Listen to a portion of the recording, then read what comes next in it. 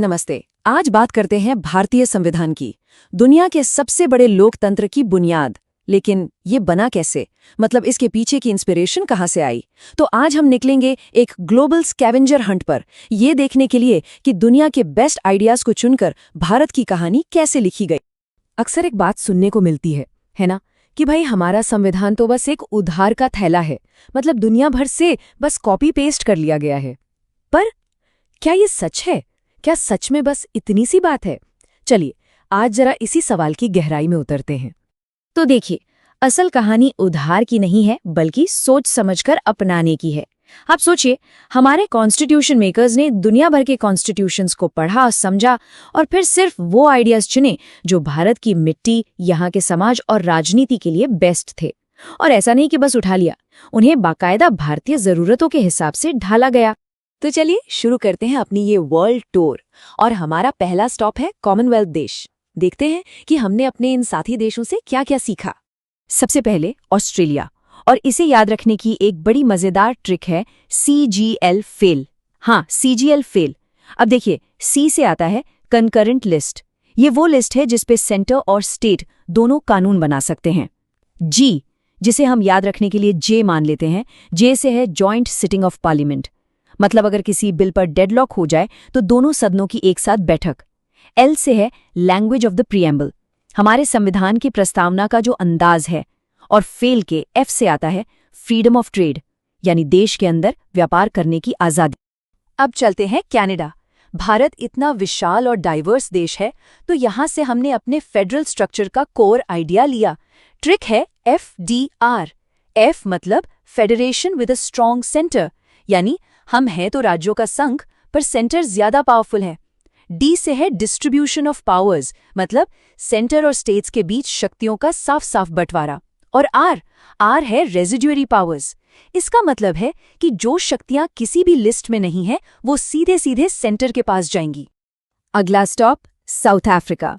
यहां से हमने दो बहुत ही क्रूशियल प्रोसीजर्स लिए हैं। ट्रिक है AE। A से अमेंडमेंट, यानी संविधान को वक्त के साथ बदलने का तरीका, और E से इलेक्शन ऑफ राज्यसभा मेंबर्स, यानी राज्यसभा के सदस्यों को कैसे चुना जाएगा। सोचिए, ये दोनों ही हमारी डेमोक्रेसी को फ्लेक्सिबल और डायनामिक बनाए रखने के लिए कितने जरूरी हैं। चलिए अब कॉमनवेल्थ से निकलते हैं और रुख करते हैं यूरोप का। देखते हैं कि वहाँ के पॉलिटिकल और फिलॉसफिकल आइडियाज ने हमारे संविधान को कैसे शेप दिया। बात करते हैं आयरलैंड की। यहाँ से हमने कुछ बहुत ही फंडामेंटल प्रिंसिपल्स लिए हैं, जिन्हें हम AND ट्रिक से याद रख सकते हैं। E से है इलेक्शन ऑफ द प्रेसिडेंट, राष्ट्रपति के चुनाव का जो हमारा यूनिक तरीका है। N से है nomination of members to the Rajya Sabha. आपने देखा होगा कि राष्ट्रपति कुछ सदस्यों को राज्यसभा में नॉमिनेट करते हैं, जैसे कला, साहित्य, विज्ञान के क्षेत्र से। और सबसे जरूरी D यानी directive principles of state policy. ये एक तरह से सरकार के लिए मॉरल कंपस का काम करते हैं कि उन्हें एक वेलफेयर स्टेट बनाने के लिए क्या करना चाहिए। अब बात फ्रांस की, और ये बहुत दिलचस्प है। हमने फ्रेंच रेवोल्यूशन की आत्मा को, उसके कोर आइडियाज को सीधे अपने प्रियम्बल में जगह दी है। ट्रिक है FEL। F से फ्रेटर्निटी यानी भाईचारा, E से इक्वालिटी यानी समानता, और L से लिबर्टी यानी आज़ादी। ये सिर्फ 3 शब्द नहीं है, ये हमारे रिपब्लिक की नींव है, उसका DNA है। अच्छा, अब जर्मनी के वाइमार कॉन्स्टिट्यूशन से हमने एक बहुत ही सीरियस और कह सकते हैं एक एक्सेप्शनल प्रोविजन लिया है। वो ये कि नेशनल इमरजेंसी के दौरान सरकार देश की एकता और सुरक्षा के लिए फंडामेंटल राइट्स को सस्पेंड कर सकती है। जाहिर है, ये एक ऐसी पावर है जिसका इस्तेमाल बहुत ही सावधानी से किया जाना चाहिए। अब चलते हैं उस वक्त के सोवियत यूनियन यानी रशिया। यहां से हमने 2 बड़े सोशियो इकोनॉमिक आइडियाज लिए। ट्रिक है FF। पहला F है फंडामेंटल ड्यूटीज, मतलब जहां हमारे अधिकार हैं वहीं देश के लिए हमारी कुछ जिम्मेदारियां भी हैं। और दूसरा F है 5 ईयर प्लान्स का फ्रेमवर्क।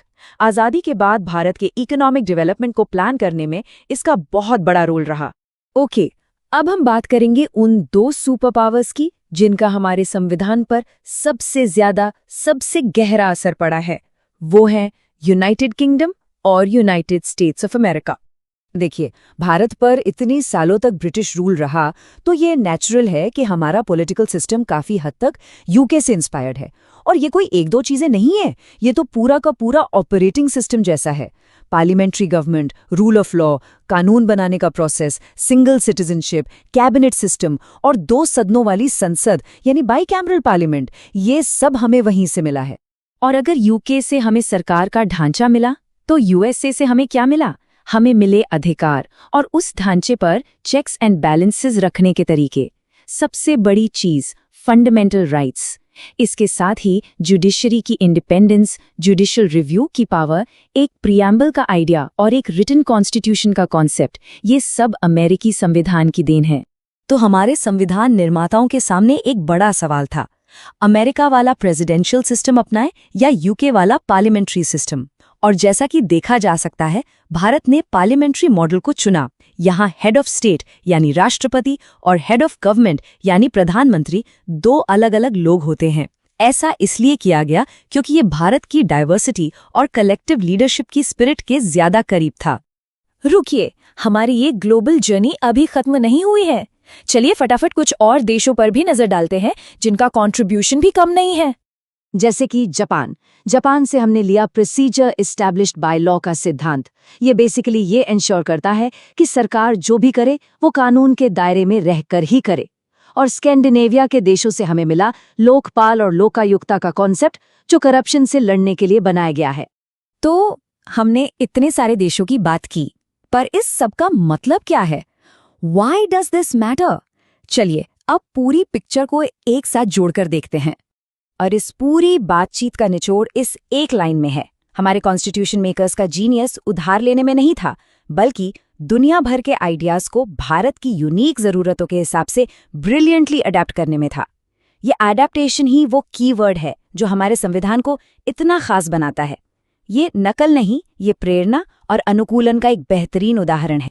ये चार्ट देखिए, ये कितनी खूबसूरती से दिखाता है कि हमारा संविधान एक गुलदस्ते जैसा है, जिसमें दुनिया के अलग अलग कोनों से सबसे अच्छे फूल चुने गए हैं।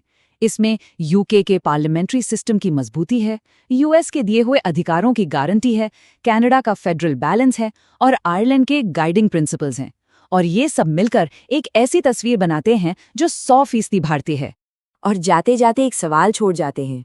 संविधान, जैसा कि हम जानते हैं, एक लिविंग डॉक्यूमेंट होता है। तो आज के बदलते भारत और भविष्य की चुनौतियों को देखते हुए क्या हमें नई कॉन्स्टिट्यूशनल इंस्पिरेशन के लिए एक बार फिर दुनिया की तरफ देखना चाहिए? इस पर जरूर सोचिएगा।